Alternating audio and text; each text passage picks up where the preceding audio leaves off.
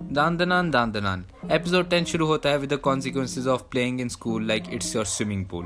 हम देखते हैं उनके स्कूल में एक नर्स उनसे पूछ रही होती है, क्या तुम्हें कोई बुली कर रहा है जो तुम बिना कपड़ों के स्कूल में घूम रहे थे। वो तीनों मना करते हैं। वो अभी भी बोल रही है, मुझसे छिपाने की गलती मत करना, I have zero tolerance for bullying. But इसको देख के ऐसा नहीं लग रहा, मुझे तो ऐसा लग रहा है कि यही तीनों को बुली कर रही है। आखिर इसको स्कूल में रखा किसने है। तभी उस रूम में एक बूढ़े अंकल आते हैं और मैडम उन पे ही सवार हो जाती है। मैंने तुम्हें कितनी बार बोला है अंदर बिना नॉक करे मत आया करो। वैसे बात तो सही बोली है, बट ये कौन सा तरीका है बोलने का। अंकल मैं होता मैं ना सहता। और अगर इतना कम था तो मैडम अंकल को डिसिप्लिन के बारे में सिखाने के लिए बाहर चले जाती है। इससे तो ज्यादा ही पता होगा अंकल को। मोमो और आयरा परेशान हो रही होती हैं। आयरा बोलती है, यार एक क्या हो गया, अब मेरी सारी पॉपुलैरिटी और इनोसेंट इमेज खराब हो जाएगी। मोमो बोलती है, ये सब उन एलियंस की गलती है, कंसेप्ट से मैं अब उन्हें और नहीं झेल सकती। ओकरून बोलता है, मुझे पक्का पता है इस बार वो मेरे को ही टारगेट कर रहे थे, वो टर्बो ग्रैनी के पावर्स के पीछे पड़े हैं। वो आयरा को बोलता है, अब जब तुम्हारे पास भी मेरी तरह सुपर नेचुरल पावर्स हैं तो वो तुम्हें भी टारगेट करेंगे। और आयरा को एलियंस का कोई छापा नहीं है, उसे तो बस ये देख के मजा आ रहा है कि ओकरून उसके लिए वरीड है।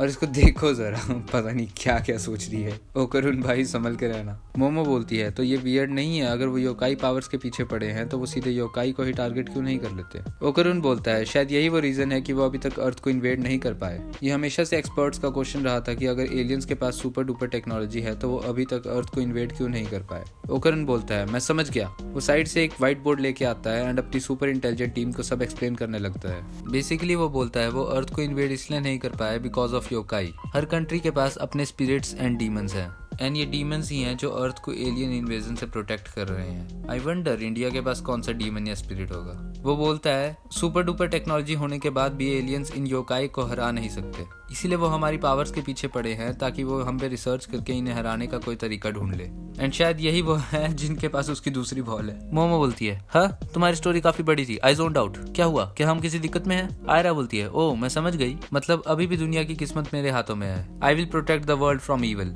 ओकरून सोच रहा होता है, साला मैंने इतनी मेहनत से सब एक्सप्लेन करा और इन दोनों में से एक ने भी नहीं सुना। बट इधर मोमो और आयरा ओकरून की बॉल को छोड़ के पिछले एपिसोड के कांड से परेशान हो रही होती हैं। आयरा बोलती है, मुझे पता है, मैं बोलूंगी मुझे मिस आयासे ने फोर्स किया था। वो ओकरून से पूछती है, क्या तुम मेरे साथ हो।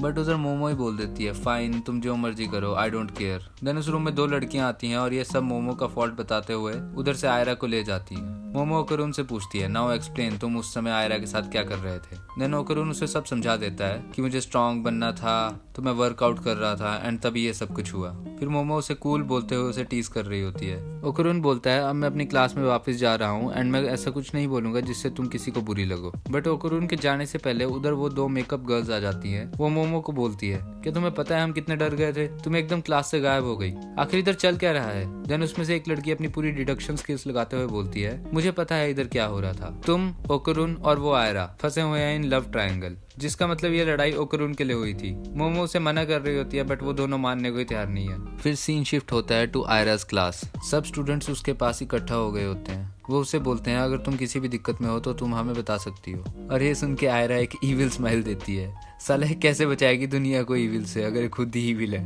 वो सोच रही होती है, कभी कभार मेरी पॉपुलैरिटी मुझे ही इंप्रेस कर देती है। मैंने बिल्कुल कुशीडा की तरह है, जिसने क्लासरूम ऑफ द एलीट देखी है वो रिलेट कर पाएगा। उधर खड़ी एक लड़की बोलती है, जो भी हुआ होगा मुझे पता है इस सब के पीछे मोमो आयासे का ही हाथ है। वो सब उसके ऊपर लगे रूमर्स के बारे में बात करनी शुरू कर देते हैं। बट रिग्रेट में आके आयरा सबको बता देती है कि वो मैं ही थी जिसने उसके खिलाफ रूमर्स फैलाए थे। जो मैंने किया वो गलत था, तो प्लीज उसके बारे में कुछ बुरा मत बोलो। लाइफ में पहली बार इसने कोई अच्छा काम किया है। देन वो क्लास से निकल के बाहर बेंच पे जाके बैठ जाती है और अब उसको इस चीज का रिग्रेट हो रहा है कि उसने अपनी सारी पॉपुलैरिटी लूज कर दी। देन उसे उधर मोमो अपना सिर बेंच पे मारते हुए देख लेती है। वो भी उसके साथ उधर जाके बैठ जाती है एंड उससे पूछती है, तुम्हारी एक्सप्लेनेशन का क्या हुआ। आयरा बोलती है, हाँ सब सही हो गया, अब सब तुम्हें हेट करते हैं। बट मोमो जानती है कि वो ये नहीं कर पाई। जब वो दोनों एक दूसरे से बात कर रहे होते हैं तभी उधर कहीं से वो बॉक्सर एलियन आ जाता है और पता नहीं इससे ये व्हाइट लिक्विड क्यों निकल रहा है। आयरा जल्दी से एरोबैटिक सिल्की में बदल जाती है एंड मोमो भी फाइटिंग स्टैंस ले लेती है। बट इससे पहले कि उनकी फाइट स्टार्ट हो वो बॉक्सर नीचे गिर जाता है। देन हमें उस एलियन का पास दिखाया जाता है। बेसिकली वो अपने बच्चे को घर पे छोड़ के इस मिशन पे आया होता है। फिर जैसे ही उस एलियन को होश आता है वो देखता है कि वो मोमो के घर में पटिया बंधवा के मस्त पड़ा हुआ है। मोमो अपनी ग्रैनी को बोलती है, देखो ये एक एलियन है, मैंने तुम्हें बोला था एलियन एग्जिस्ट करते हैं। बट वो बोलती है, मेरे को तो ये एलियन नहीं कापा लग रहा है। मोमो बोलती है, तुम्हारे मुंह के सामने एलियन पड़ा हुआ है फिर भी तुम मेरे पे बिलीव नहीं कर रही। देन पीछे से ओकरून बोलता है, एक्चुअली ऐसी थ्योरीज एग्जिस्ट करती हैं जो बोलती हैं कापा एक एलियन स्पीशीज है।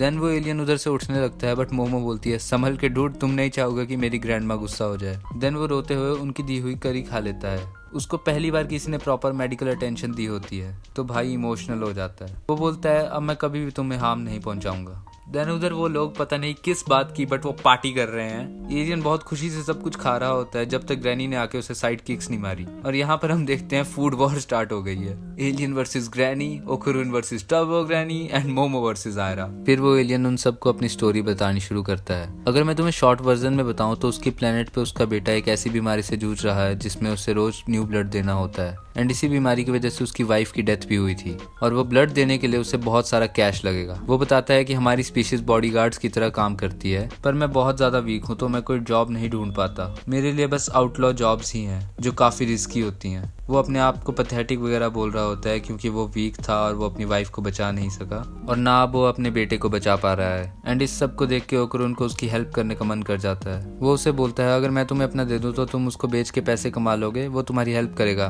भाई क्या कर रहा है तू? पहले इसका टर्बो ग्रैनी ने ले लिया, फिर इसकी बॉल्स गायब हो गई और अभी खुद ही दे रहा है। ओकुरुन भाई ये कोई सॉल्यूशन नहीं है। एलियन भी उसे मना कर देता है। वो बोलता है मैं तुम्हें और ट्रबल में नहीं डालना चाहता, मुझे एक प्रॉपर जॉब की जरूरत है ताकि मैं उसे रोज ब्लड दे सकूं। देन उधर ग्रैनी आके एलियन को रोकते हुए बोलती है वो व्हाइट लिक्विड जो तुमसे निकल रहा था क्या वो तुम्हारा ब्लड था? शायद मेरे पास तुम्हारी प्रॉब्लम का सोल्यूशन है। वो उस एलियन को मिल्क पीने के लिए देती है एंड उसको पी के एलियन बोलता है ये बिल्कुल हमारे ब्लड की तरह है।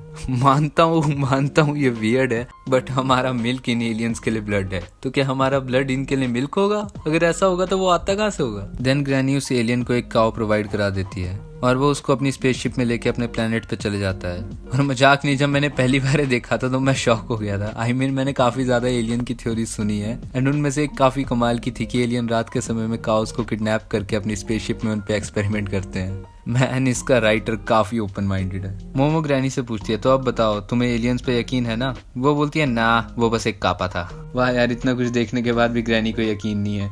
एट लास्ट हम देखते हैं वो ग्रैनी से अपनी स्कूल की न्यू यूनिफॉर्म्स के लिए भीख मांग रहे हैं। ग्रैनी बोलती है ओके मैं आयरा और ओकुरुन के लिए खरीद दूंगी। मोमो बोलती है तो मेरा क्या, मैं तुम्हारी ग्रैंड डॉटर हूँ। ग्रैनी बोलती है अगर तुम्हें यूनिफॉर्म चाहिए तो तुम्हें एक्ट करना पड़ेगा। भाई देखो जरा इसको। तभी उधर डोर बेल बजती है। ग्रैनी बोलती है अगर तुम्हें यूनिफॉर्म चाहिए तो डोर पे देखो कौन है कैरेक्टर के अंदर रहते हुए। एंड जैसे ही मोमो डोर खोलती है वो देखती है उसका चाइल्डहुड फ्रेंड जी उसके घर पे आया हुआ है। ग्रैनी ओकुरुन को बताती है वो मोमो का बेस्ट फ्रेंड है एंड उसका फर्स्ट लव भी।